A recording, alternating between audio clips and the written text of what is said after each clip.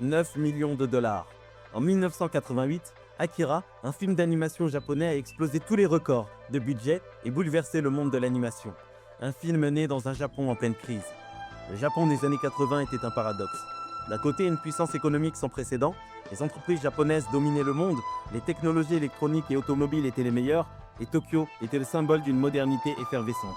D'un autre côté, les inégalités sociales et les pressions culturelles explosaient.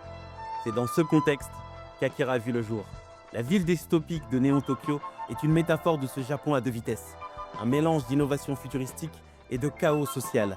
Katsuhiro Otomo, le créateur d'Akira, voulait capturer cette dualité inspirée par la vie dans les quartiers bondés de Tokyo et par la montée des tensions politiques.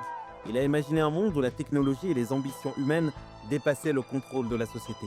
Le film parle d'explosion, pas seulement littéralement avec la bombe qui ouvre le film, mais aussi de l'explosion des rêves, des ambitions et des fractures d'une génération.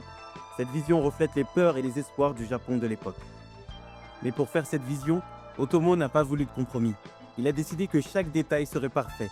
Il voulait que le public ressente la tension de Néo-Tokyo, la rage de Kaneda et le désespoir de Tetsuo, comme si tout était réel. Pour cela, ils ont utilisé un budget record de 9 millions de dollars. Du jamais vu pour un film d'animation à l'époque. Le studio a dû convaincre des investisseurs qui n'y croyaient pas. Mais Otomo a persisté. Lui et son équipe ont pris un risque colossal, donner vie à chaque détail. Ils ont décidé que les expressions faciales des personnages seraient aussi vivantes que leurs paroles. Chaque sourire, regard, chaque colère, animée avec une fluidité jamais vue.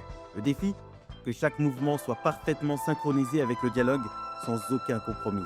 Ce n'était pas juste une question technique, c'était une révolution créative. Et le résultat, une œuvre qui a redéfini ce qu'un film d'animation pouvait accomplir. Katsuhiro Otomo nous montre que l'innovation et l'audace naissent souvent des périodes de crise. Et vous, samouraï des temps modernes, quelle est l'œuvre qui vous a marqué par son audace? Partagez-la dans les commentaires et racontez-nous pourquoi.